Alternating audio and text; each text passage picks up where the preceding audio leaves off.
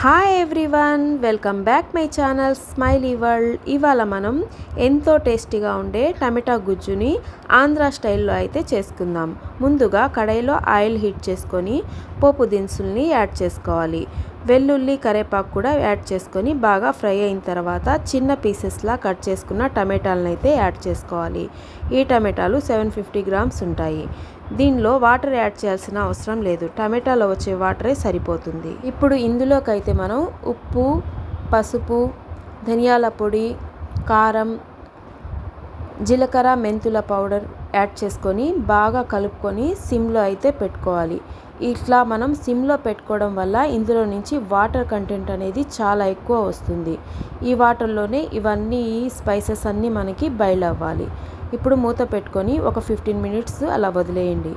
కొంచెం చింతపండు నానపెట్టుకొని పక్కన పెట్టుకోండి.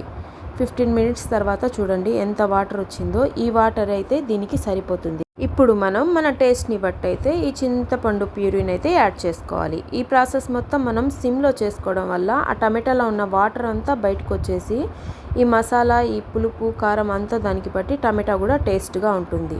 ఇంకా ఇది గుజ్జులాగా అయిన తర్వాత అయితే నేను ఫ్లేమ్ని అయితే ఆఫ్ చేస్తున్నాను. ఈ రెసిపీ మీకు నచ్చినట్లయితే సబ్స్క్రైబ్ చేసుకోండి. Thank you.